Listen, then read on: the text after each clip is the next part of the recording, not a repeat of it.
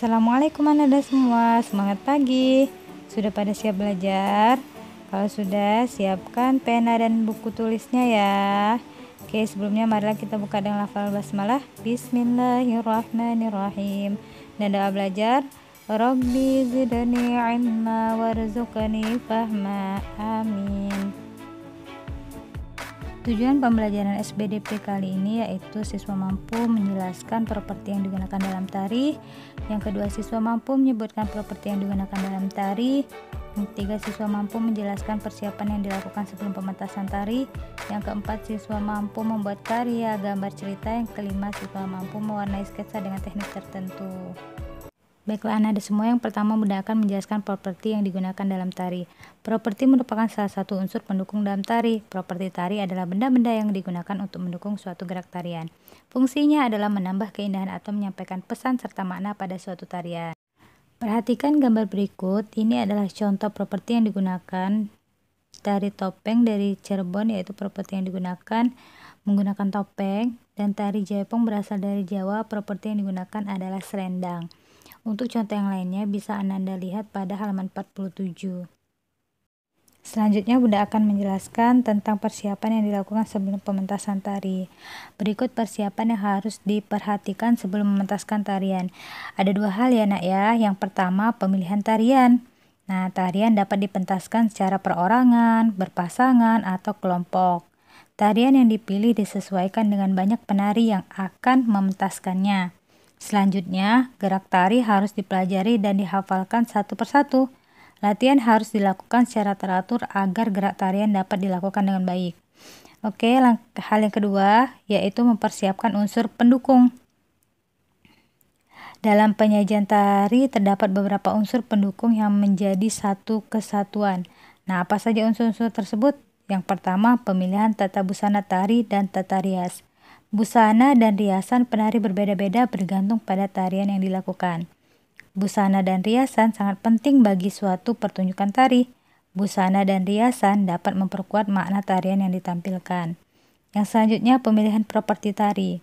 Properti tari memegang peranan sangat penting dalam pementasan tari. Properti tari sebaiknya disiapkan sejak semula, ketika pemilihan tari sudah dilakukan dan mulai dilakukan latihan agar penari menguasai penggunaan properti. Dan yang terakhir ada pemilihan iringan. Iringan sebuah tarian dapat berupa gerakan tubuh atau dari alunan berbagai alat musik. Iringan tari yang berasal dari gerakan tubuh antara lain tepukan tangan dan hentakan kaki.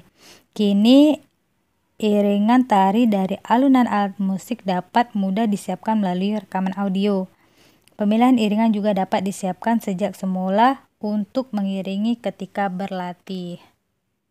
Selanjutnya, Bunda akan menjelaskan cara membuat karya gambar cerita. Ciri-ciri karya gambar cerita adalah sebagai berikut. Yang pertama, sebagian besar terdiri dari gambar.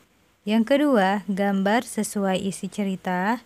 Yang ketiga, gambar berurutan sesuai alur cerita. Cara membuat karya gambar cerita, yang pertama, tentukan tema terlebih dahulu. Yang kedua, tentukan juga apakah kamu akan membuat cerita berbentuk cerita bergambar atau komik. Dan yang ketiga, pada cerita bergambar, teks cerita dituliskan dalam bentuk narasi di luar gambar. Sedangkan pada komik, cerita dituliskan dalam bentuk percakapan di dalam balon percakapan pada gambar. Nah, sekarang perhatikan contoh gambar cerita berikut.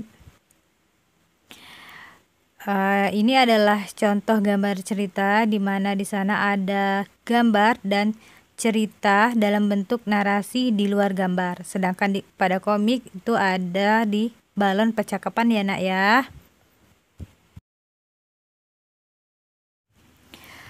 Oke, selanjutnya Bunda akan menjelaskan langkah-langkah membuat gambar cerita. Yang pertama, menentukan tema. Yang kedua, mempersiapkan alat gambar. Yang ketiga, membuat sketsa gambar. Dan yang keempat itu adalah menyempurnakan dan mewarnai gambar. Oke, Bunda akan menjelaskan satu persatu. Menentukan tema. Sebelum membuat gambar, pikirkan terlebih dahulu tema cerita yang akan kamu buat untuk memberi bayangan gambar apa yang akan dibuat. Lalu tuliskan cerita yang akan kamu gambar. Jika kamu akan membuat karya gambar berupa komik, tuliskan cerita berbentuk percakapan. Yang kedua, mempersiapkan alat gambar. Membuat karya gambar dapat dilakukan dengan teknik kering dan teknik basah. Teknik kering dilakukan menggunakan alat gambar yang tidak memerlukan air, seperti pensil, arang, kapur, dan krayon. Teknik basah dilakukan menggunakan alat gambar berupa cat, misalnya cat air, tinta bak, cat poster, cat akrilik, dan cat minyak. Alat-alat tersebut harus diencerkan menggunakan air atau minyak sebelum digunakan. Sebelum mempersiapkan alat gambar, pilihlah teknik menggambar terlebih dahulu, lalu siapkan alat gambar sesuai teknik yang kamu pilih.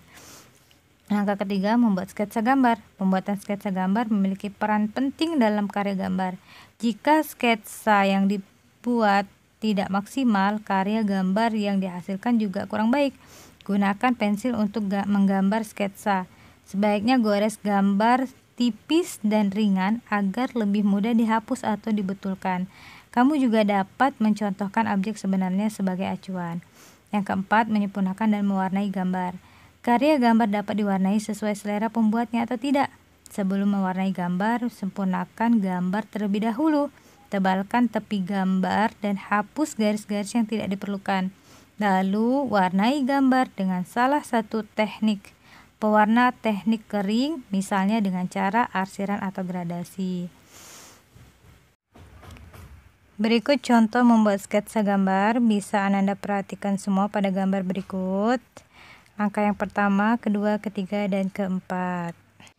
Selanjutnya, mewarnai sketsa dengan teknik tertentu. Tahukah Ananda, teknik mewarnai bermacam-macam, tergantung alat gambar yang digunakan. Perhatikan gambar berikut. Gambar yang pertama ada teknik arsiran, yang kedua diwarnai dengan teknik gradasi, dan yang ketiga diwarnai dengan cat air. Setelah pembelajaran kita pada hari ini, sebelumnya Bunda akan menyampaikan salah satu hadis yang isinya, sesungguhnya Allah Subhanahu wa Ta'ala itu Maha Indah dan menyukai keindahan. Marilah kita tutup dengan melafalkan hamdalah, alhamdulillahirabbil alamin. Doa kifaratul majlis, subhanakallahumma wa bihamdika asyhadu an la ilaha illa anta astaghfiruka wa atubu ilaik. Bunda akhiri, wassalamualaikum warahmatullahi wabarakatuh.